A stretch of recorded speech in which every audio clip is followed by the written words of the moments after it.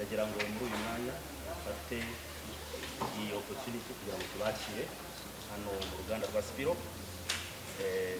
Twizera ko tuza kugirana ibiganiro bitandukanye kandi ibiganiro biganisha mu kubona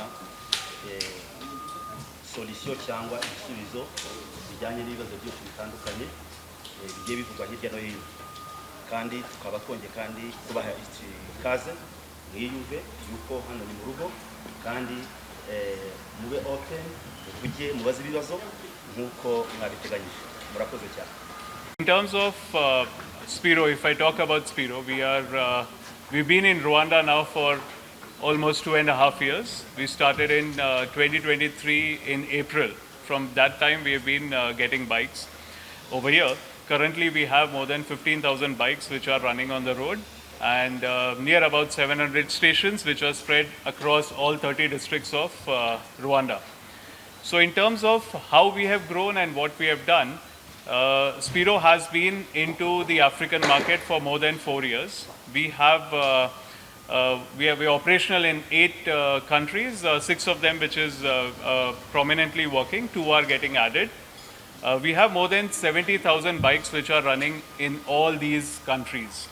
So when we started our operations back in 2021, 2022, from that time we've been into understanding the market and also seeing how we can get more localization in terms of what is required on the ground. All the products, all the bikes that we have meet the international standards. There are some countries which have a prerequisite of some certifications. We provide them. However, in the countries like in Rwanda, if there is no prerequisite, we still follow the internationally accepted standards. So all our products that come in, be it bikes, be it batteries, be it stations, everything has certifications, and we do a lot of testing before anything that comes into the country. Now, to the point, in terms of the issues or the concerns that I've raised, we have always, from the start, maintained that in terms of wherever improvement is required, we at Spiro are always working towards getting things better. If there is something that needs to have localization, we do that. Just to give you an example, when we came into this country, we had the disc brake which was there in our bike. When we continued our operations, we did the learning, we also realized that the maintenance of the disc brake and the brake pad becomes more taxing on the riders. That is where we saw what is prevalent in the market, how it is accepted in the market, and that is why we do the braking system which is acceptable, which is the one which has been working for many years, and the same get implemented. So the changes are done in terms of what is required locally and without compromising on what the quality standards are. If we are able to scale in these numbers, it is because we have pre-certifications, we have testing, and all these aspects are taken care. And wherever there needs to be a matter of improvement or changes, we are at the forefront to ensure that that needs to be done. It is not about the 16,000 bikes that we have in Rwanda. It is not about more than 40,000 batteries which are there in Rwanda. It is not about what we are doing only in Rwanda. It is about how we are doing it and how we are ensuring that it is acceptable and sustainable in the market in the long run as well. Percentage, any business or franchising model is based on what is the best option for everyone. When you talk about the percentage, even if the percentage is lower, that doesn't mean that the share is lower. The reason why the percentage is divided, because when you talk about the batteries constitute for the maximum pricing for any swap station. That is still maintained and organized by Spiro. So that is why if we go by the percentage point of view, you will see that difference. However, when you talk about the operational point of view, when they spend for electricity, that percentage, that calculation, if you go to see, I would be happy to have a detailed session on how that has been segregated. It takes care of all these aspects. For franchising, there are 2 main aspects. One is the capital investment, the other is operating expenses. Capital investment is what you do as a franchisee. Operating expenses is electricity, the rentals, the mobile recharge cost, and the manpower cost, because this happens every month. So the return that they get covers all these aspects.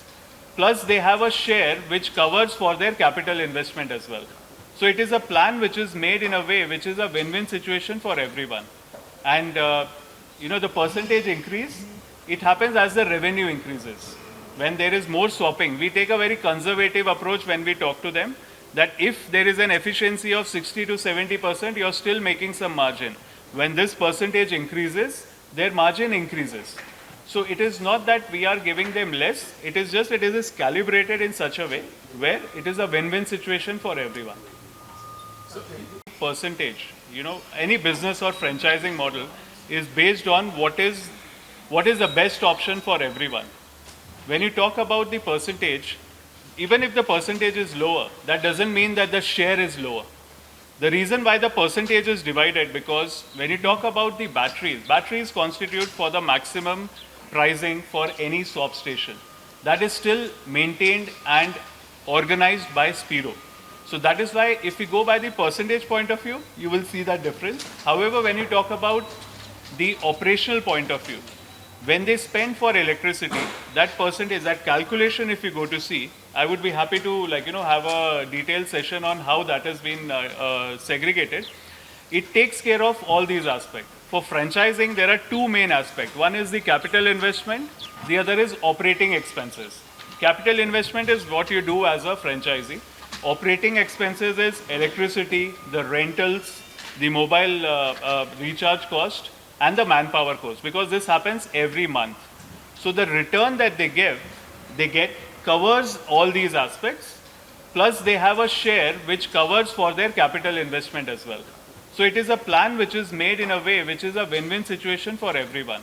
And the percentage increase, it happens as the revenue increases. When there is more swapping, we take a very conservative approach when we talk to them, that if there is an efficiency of 60 to 70%, you're still making some margin. When this percentage increases, their margin increases. So it is not that we are giving them less, it is calibrated in such a way where it is a win-win situation for everyone. When you recharge a mobile, you pay for it, right? Does the operator say that I'll pay half of it? No, because they are taking money from you, because they have the maintenance of the towers, they have maintenance of a lot of things which gets covered with that. So this amount covers for everything. Electricity is an operational event. Operational expenses are to be taken in that framework by the franchisee.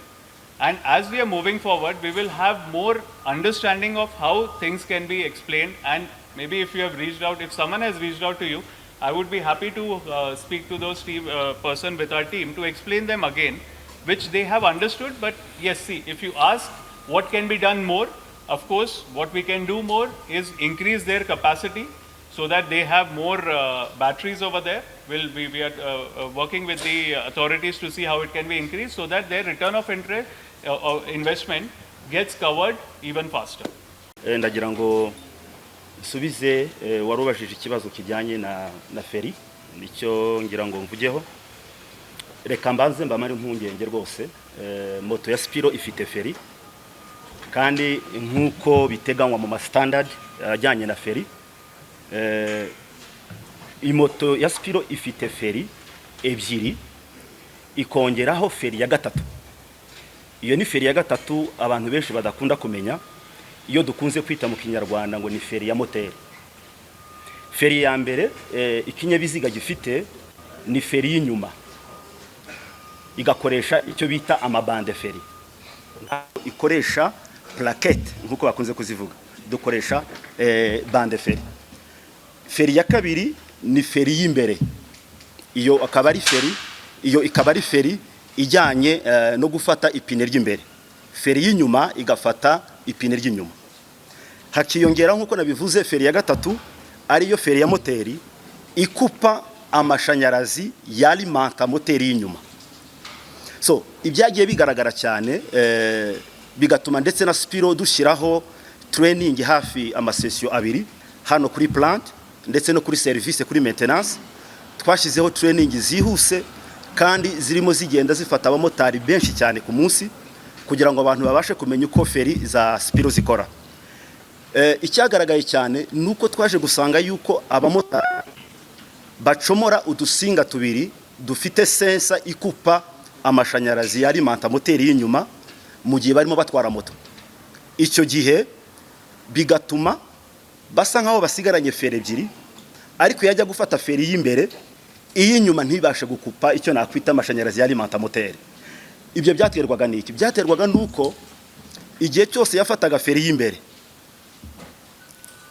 yakuyeho ya sensi hari atakoresheje maintenance kuri bande feri. Icyo ni icyambere.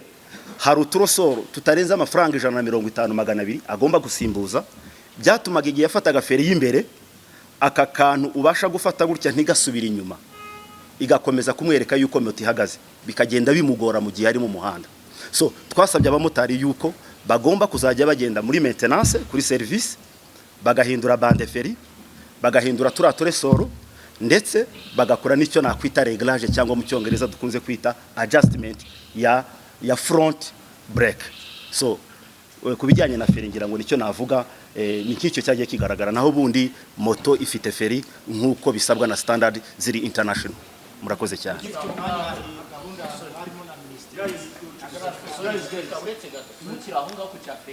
Nari muguze muti motari si bose bari byose ni bamwe na bamwe bakuraga gutinda twa sense babiko mukeka ko babiterwaga n'iki bagira ngo bagere ku kigo bazi baratugurisha bo ni hafi nk'utuntu tubiri nabasha gusobanura.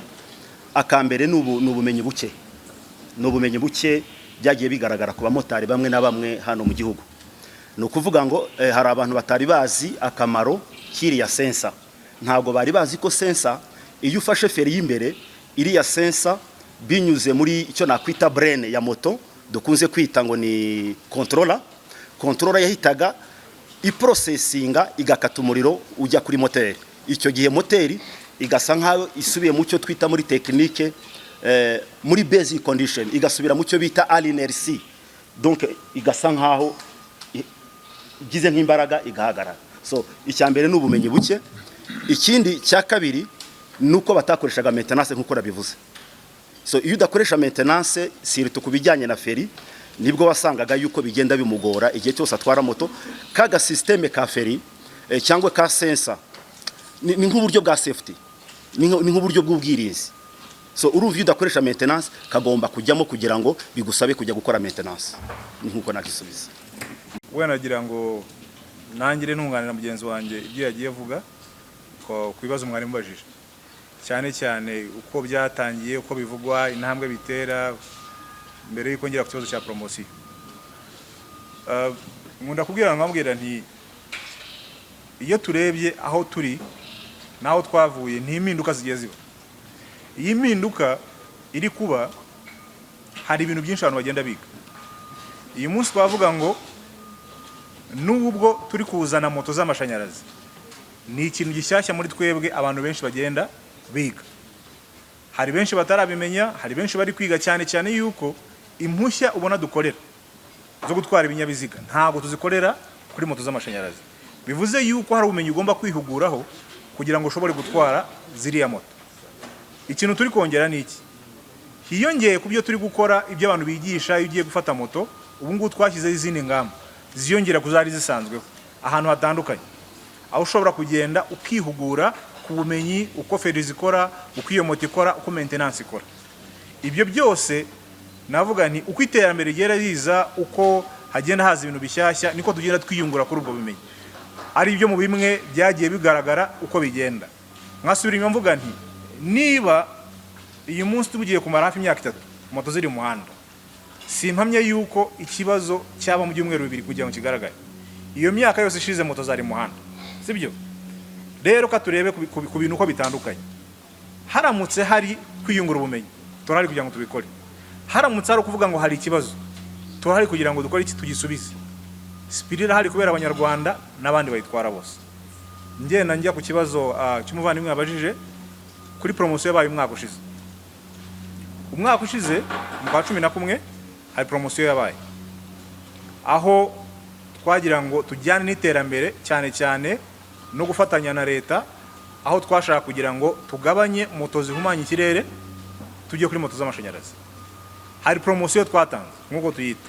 Iyo promotion ivugaga yuko umuntu atanga amafaranga y'ifatabuguzi, twavuga ngo ni ifatizo ako twakwita nka booking, hasigaye akazatanga ni kugira ngo abone izo moto.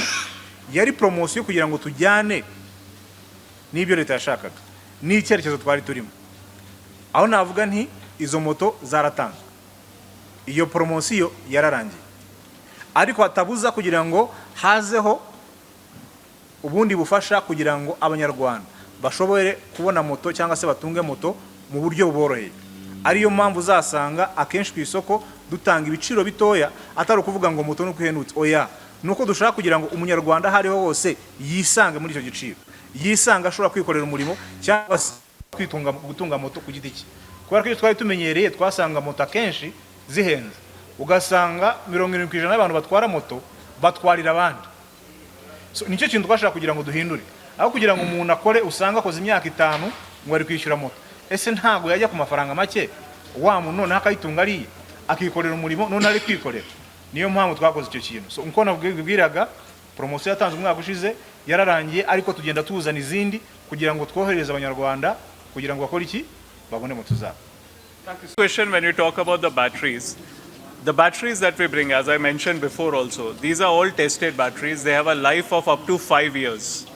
And these batteries have cycles. Every battery is a component of cells which are there inside. So the lifespan of these batteries is up to 5 years. We are right now still, I always give this example, that we are still infants. You know, like a small baby, till the time it is 5 years old, you consider them as infants. So we are also like 3 years right now. We have not reached to that point, and these batteries, which have a life, in this 2.5 years of operations, Spiro in Rwanda has invested more than $30 million to expand our operations. By next year, by first half, if this will get almost to $50 million, we are investing heavily in infrastructure, because this is not a one-year game. This is a thing which is going to get spent. When you build an ecosystem, let's go back in time. When in the early 60s, when the first time the bikes came into Rwanda, you had petrol stations which were limited. Then the petrol station became more because they serve for bikes, they serve for cars, they serve for truck. The infrastructure was built, which is still continuing. Same thing for us becomes that the infrastructure is spread and the bikes will keep on coming in the market. To your point, the batteries, that's what I'm saying. Batteries, when their life gets over, gets replaced by the new set of batteries. That is another way of ensuring that the movement doesn't stop. So, you know, I mean, I would tell you that we are here to stay. We have invested so much of money, and we have more than 1,000 employees who are working with us. This is not done for 1 year or 2 years. This is a long-term thing. Forever. Absolutely. But can you plan to sell those batteries forever for your clients? See, I'll tell you, it's a very good question. If I talk about only that question, when you talk about e-mobility, when you talk about bikes for these riders, if you give them the battery, they will have to charge and wait for a long time. Then again, when it gets depleted, you will have to charge again. Then again, they will have to wait. A rider in Rwanda, if you talk about, in Kigali specifically, they run about 150 to 180 kilometers. So if in how many hours they complete it? They complete it in between 8 to 12 hours. Now, let's say if he takes the battery with himself, he will consume that battery, then he has to wait for another 3 hours for that battery to get charged. Disruption of his running operation. Swapping model, globally if you go to see, is the most acceptable model, especially when it comes to the transportation people.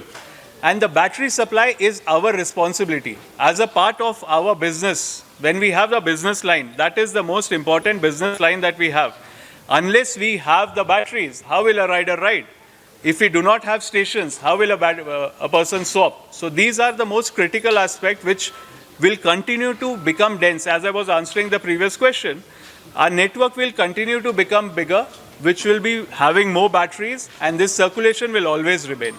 So rest assured for that, we are only going to increase the capacity as we are growing, and it will not become a point where you have more bikes and less batteries. Yeah. Okay. I guess the first question, thank you, I've already answered, but I'll reaffirm. We have this training which is given to every biker when they're taking the bikes. And as I mentioned before, sometimes it may be the bike is taken by me, driven by someone else after time. So that is why we have the repetition tutorials which are spread across groups, across our touch points, where it keeps on playing again and again, so that if anyone wants to touch on that or understand again, we are happily available to get that thing addressed. Second point about the testing of bikes. As I mentioned, we follow all these certifications and testings which are done before any bike which comes into the country. Currently, we have helmet standards. If you know, we are the only company who are bringing the RSB certified helmets in the country, because it was set and we met standards. We had that supplier who gets us. Same way for the bikes and all. As I mentioned when I started, we have operations in 8 countries. Every country has some of the other requirements in terms of standards, in terms of how the policies are made. So what we do is, where you do not have a prerequisite, we have international standards which are always followed before any bike, any product of ours, whether it is bike, whether it is battery, whether it is any of the other components which are required, they are all tested, certified before it comes into the country. Thank you so much, MD. I think murakoze cyane ni ikibazo cyiza ariko cyane ndacyerekeza ku bafatanyabikorwa mu by'isi. Iyo tuvuze abafatanyabikorwa barimo ingeri zitandukanye. Dufite abafatanyabikorwa bavuga ngo ibinyabiziga ni ibyabo, bakakiguka gitwara, waranza kubishyura kikakwandikwaho. Iyo umuntu aguhaye, navuga ni nk'umutungo wimukanwa, akawuguha ati bucunge uzajya unyishyura amafaranga runaka, nusoza ukizaba icyawe. Aho twebwe nka Spiro biragoye kugira ngo twinjire muri icyo kibazo, kubera ko nicyo abafatanyabikorwa. Ariko navuga ni inama nziza ni iyi, nk'uko tugenda tungurana ibitekerezo, ni ukuvugana n'abafatanyabikorwa, wenda bagashyiraho nimero rusange n'uburyo ki abamotari bajya babona izo message n'ubwo butumwa mu gihe bandikiwe, kubera ko ikiza iterambere ryaje, iyo umuntu bacyandikira umuntu ahita abona ubutumwa bugufi ko bamwandikiye, asigaye kubera ko babaza umuntu bagihaye bakagenda bakora iki, babamenyesha. Icyo twakora ni ukugira ngo tubakorere ubuvugizi kuri abafatanyabikorwa, dushyireho izo ngamba bazajya babimenya ku gihe. Naho ku ruhande rwacu, iyo umuntu yatwaye ikinyabiziga kimwanditseho, ntago mfite uburenganzira bwo kugihuza n'indi nimero, kubera ko ni systeme ya polisi. murakoze cyane.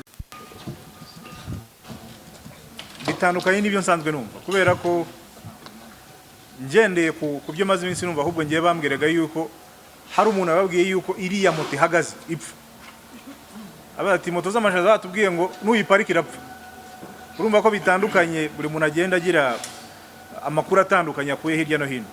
Ariko kugira ngo nkurize, iyo tuvuze ngo Spiro iri mu bihugu 8, tuzirenga 70,000 muri ibyo bihugu, ukareba dufite hafi 16,000 mu Rwanda, ntago izo moto zakorewe kugira ngo umuntu agende aparike. Izi moto turabizi ko zikoreshwa mu gutwara abagenzi cyangwa gutwara ibintu, kandi nicyo zakorewe. Iyo ugiye kureba na design zakozwe, uko intebe zikozwe, imbaraga zifite, ntago ari z'umuntu, nizo gutwara abantu. So izo ngizo nkavuga nti, iyo umuntu ambwiye ati ese iyi moto yakora iki, kubona ibintu byinshi.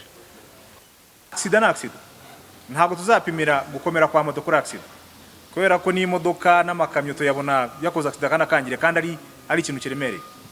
Ariko gukomera kwa moto ntabwo uzapimira kubera ko yakoze accident. Na mbere yuko Spiriza accident zabagaho, sibyo? Ariko uyu munsi ngakubwira nti, niba habaye accident katurebe icyayiteye, kubera ko uyu munsi dukoreshe ishoka kwita facts, imibare nyayo. Iyo abari ikintu twavuga ngo gihungabanye cyangwa gitera ikibazo mu Banyarwanda, uyu munsi inzego zitandukanye zagombye kwa zaraje zikavuga ati impanuka za Spiro zingana gutya. Impanuka za Spiro zitera ikibazo, cyane cyane nk'ababishinzwe nka polisi yagombye kuba yaraje igahumuriza akavuga ati Spiro zimaze kuba ikibazo. Ariko dusanga kenshi duhabwa amakuru nk'uko wari ubivuze n'abantu badatwara izo moto. Kwakura vuze uti n'abamotari batwaraga moto zitari za Spiro barambwiye bati. So ugasanga n'amakuru turi kugendera kenshi n'ay'abamotari ariko bataratwara n'izo moto. So nkavuga ni turiho kugira ngo dutangaza amakuru meza kandi n'umucyo ku bintu byose biba byabaye. Izi moto uko zakabaye zakore kugira ngo zitware abantu zitware n'ibintu kandi zirakomeye ku rwego mpuzamahanga, si ubwo ngo n'urwego rwo mu Rwanda gusa. Sinzi niba nshubije neza. Murakoze. Yes. Tuti ntago umuntu agira sitasiyo nyinshi nta batiri zihari, sibyo? Kugira ngo sitasiyo yitwe sitasiyo nuko irimo batiri cyangwa nuko umuntu ashobora kugenda akabona batiri kandi cyagenze. Ndavuga ni kera tugitangira twari dufite sitasiyo nke, aho byashobokaga yuko umuntu ashobora kujya kuri sitasiyo runaka wenda agasanga batiri ntago iruzura cyangwa se agasanga ikibazo. Ariko uyu munsi ndavuga ni cyambere dufite ikoranabuhanga risuzuma cyangwa rigatanga amakuru kuri batiri ako kanya yaba ifite ikibazo ikava muri system y'iki circulation yuko batiri igenda. Impamvu twukora gutyo no kubera iki? Ni impamvu wumva tutabwira umuntu ngo iyi batiri nibi ya burundu no kubera iki? Batiri nko tuzizi tugene ku telefone, batiri ni ikintu gihenze. So uwo mutwaro wo kuvuga ngo batiri yagize ikibazo ubu wawe twawugukuyeho, ni twe tubufite. Iyo batiri igize akabazo twe tuyikura muri circulation tukayisimbuza izindi kandi nzima. Icyo twavuga impunyenye twari dufite kera za batiri zagize ikibazo, za batiri ntabwo zyaginze zavuyeho. Niyo mpamvu twafunguye station nyinshi, niyo mpamvu turi kongera umubare wa batiri nyinshi kandi tukavuga ngo ikoranabuhanga ryariyongereye kugira ngo isaha n'isaha mu gihe batiri igize ikibazo ihita ivamo isimbuza. So ndakeka uyu munsi ku bantu batwara Spiro nta kibazo cya batiri dufite. Wena mbere ku kibazo cya raporo kubera ko inzego zibishinzwe Minicom n'abandi bavuze yuko bari kureba. Impamvu bavuze yuko hari icyo bari kwigaho ni ukubera ibyagiye bivuga. Kandi aho mpagaze cyangwa aho nicaye ntago ufite ubushobozi bwavugira izo nzego.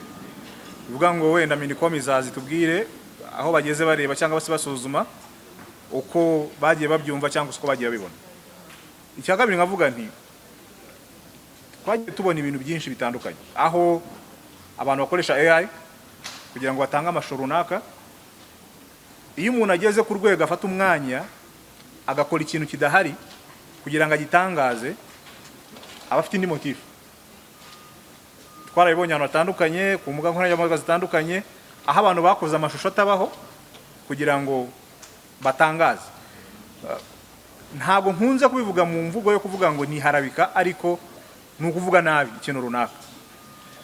So iyo umuntu yafashe umwanya we kugira ngo avuge nabi ikintu runaka aba afite motif tutazi ngo ni iyihe.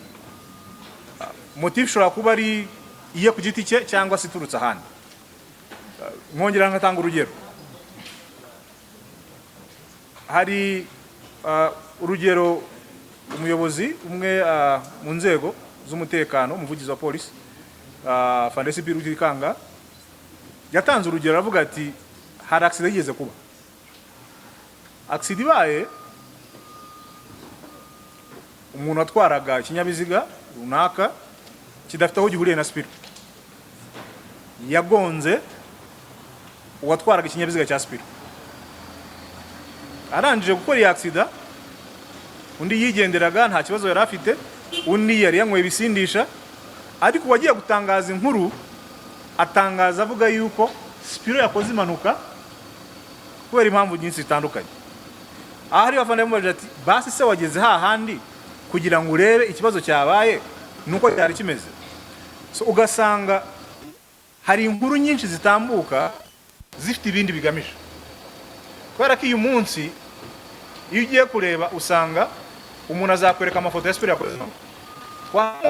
Tware imibare uko ihagaze tugasanga siko bimeze. Tugasanga n'inzego uko zibigaragaza ntago ikibazo ariko kimeze. So bivuga iki? Tugendere ku byo tubona hehe mu buzima busanzwe apana kuri motif umuntu yikorera. Kubera ko ntago twavuga ngo uko tumaze kubibona n'ahandi aho twagiye tubireba. Niyo mpamvu navuze ni nta mbere yuko Spiro habaga impanuka, ariko ntago turabona ayo mafoto ese izo mpanuka zabaye gute cyangwa se byagenze gute. Ariko uyu munsi aho ugiye hose usanga cyo cyabaye ikibazo. Nkavuga ni rero niba tugiye gutangaza amakuru runaka reka tumenye icyabiteye, reka tumenye intandaro, ariko nanone situbogamire ku ruhande runaka, turebe impande zose. nk'uko warubajije rero hari byinshi tumaze kubona wenda n'inzego zitandukanye zizavuga, ariko nanone ibitangara ku mbuga nkoranyambaga siko bimeze. Mpumurize n'abantu uko babyumvaga siko bimeze. Hari byinshi twabonye ko atari byo, hari na byinshi bakoresheje amakuru atari y'ibihuha niko navuga, kugira ngo bayobye abantu cyangwa se bagire ikindi bakingira. Murakoze. Igeze kuba kwa Nziza iyo umumotari wari utwaye moto wavugaga, inkuru isohoka ivuga yuko umumotari yakoze accident kubera ko yaguze feri. Mu by'ukuri bagiye gupima no kureba umumotari nta permis yari afite, bivuga ngo nta ruhushya rwo gutwara ikinyabiziga yari afite, bivuga yuko atarazi gutwara moto. Icyo ni icya mbere. Icya kabiri, uko byagenze nuko byatangajwe biratandukanye. So niki nshaka kugira ngo mbwire ku muvandimwe, uyu munsi warambwiye uti nca Kigali parents kenshi, maze kubona accident zingana gutya, cyamaze kubona enye, nta kibazo. Uyu munsi dufite nkuko warubuze 16,000. Tugiye kuvuga ngo moto zikora accident ndushaka tuzigire nke ku munsi, umwaka warangira nta moto nimwe iri mu muhanda. Bivuga ngo nta moto yasubira kongera kubona mu muhanda bitewe n'iki n'imibare turi kuvuga. Ariko kwijanisha tugereye ku mibare, ari mibare polisi igeze gutangaza, tunabona yuko 70% y'abamotari benshi bakora accident baba banyweye ibisindisha. Icyo ni icyambere. Icya kabiri, tugasanga yuko dufite ubumenyi buke ku kinyabiziga turi gutwara. Biterwa n'iki? Ikintu twabonye akenshi usanga abamotari bakora amanywa n'abamotari twasenze ijoro. Rero ntabwo tubazi, kubera ko uyu munsi ndafata moto, niba ndi nyirayo nkayiha umumotari. Umumotari wenda tubonye waje gufata moto turamuhuguye, tumubwiye ko moto ikora, tumubwiye ko feri zikora, tumubwiye ko moto uko bigenda kose. Kubera ya mafaranga bamusabye yagera ku mugoroba akayiha wa mumotari we akarobesha. Umumotari wa kabiri ariho bita kurobesha, kenshi usanga ya moto ntagaze uko ikora. Kubera iki? Ntabwo yisuzumye kugira ngo arebe irakora gute, uwakomanywa niba yikoresha nabi na maintenance yakoze yapfuye kuri ndi umuntu. So ugasanga ni ikibazo yakoze iki cyabaye. So niyo mpamvu turi gukora uyu munsi, tugakora iki? Turi kwigisha guhugura bikaba mu gutanga moto, bikaba mu buzima busanzwe, bikaba no aho dufatira batiri.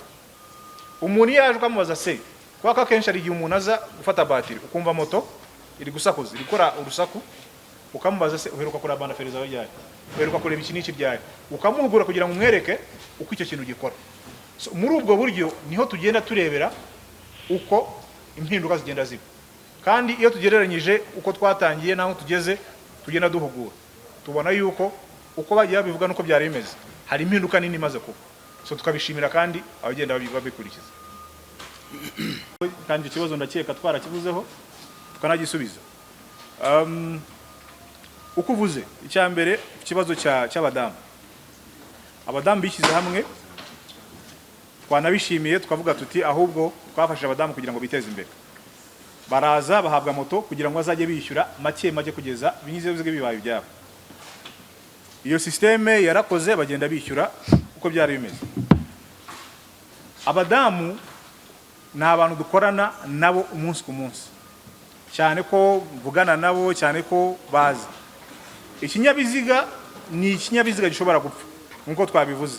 Akenshi hari igihe ufata ikintu ari ubwa mbere utazi uko uri gukora maintenance, utazi uko uri bukigenze. Haba ikibazo ukamenya ngo niyo mpamvu hari warranty. Warranty ni ukugira ngo ni haba ikibazo runaka tuzagikemure mbere y'ubwo nuko bindi birometero runaka birenga. Ikibazo kiza kuba aho habaye avuga ni gupfa kubinyabiziga cyangwa se kugira ikibazo. Tuvuga ndakeka n'abadamu bari bahari, ikibazo kirakemuka. Tunashyiraho ubundi buryo twashyizeho ubu ngubu. Uvuga iki? Kubera ko tubizi ko abamotari akenshi usanga moto arizo zigaburira imiryango. Uyu munsi iyo uzanye ikinyabiziga cyawe gifite ikibazo ukakijyana ku igaraje, tugasanga ikintu tugiye gukora gishobora gufata iminsi 3 cyangwa irengaho, tuguha indi moto yo kubutwara mu gihe ikinyabiziga cyawe kiri gukorwa. Icyo twakizanye kugira ngo dukemure cya kibazo cyo kuvuga ngo moto yatinze kandi hari runaka ngomba kwishyura, kandi hari inshingano runaka ngomba kuzuza. So twazanye system yo kugira ngo umuntu niba afite ikinyabiziga aricyo cyamugaburiraga uyu munsi saburare ejo saburare, ahubwo akomeza akore ikinyabiziga nikirangira aza twara ikinyabiziga cye agarure cya kintu. Nkasubira ku kibazo cya gatatu aricyo yambazaga avuga ati moto ngize kuyitwara, ese moto wayitwaye wahuguriwe cyangwa kubera ko ufite uruhushya watwaye moto gusa? Kwa nicyo twavuga tuti iyo umuntu afite uruhushya rwo gutwara ikinyabiziga ntago bivuze yuko cya kinyabiziga uzi kugitwara, sibyo? Bisaba kugira ngo uhugurwe unamenye icyo kinyabiziga gikorwa gute, kubera ko iyo tugiye gukorera uruhushya rw'ikinyabiziga twese turabizi moto zikoreshwa ntago ari ziri, ni moto za amburiyaje, ni moto zikoresha ibintu bitandukanye n'amashanyarazi. Rero niba udahuguriwe kuri cya kintu bisaba kugira ngo ubanze uhugurirwe kumenya uko ya moto ikora, umenye feri zikora gute, umenye ntago ngi bugende mfasha amburiyaje, ntago n'ubugenze mfashe kuri feri. Nigeze guha urugero ndavuga nti uyu munsi iyo ufashe umuntu umaze imyaka y'ubuzima atwara imodoka ya manuel ukamwicaza muri automatique ibanza kumujena.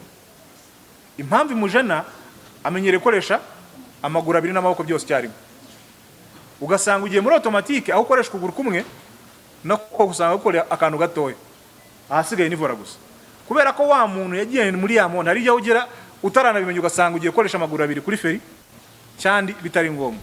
Rero byose bisaba iki? Bisaba kugira ngo ugire ubumenyi unahugurwa kugira ngo cya kintu umenye uko gikora. Murakoze. Okay, guys.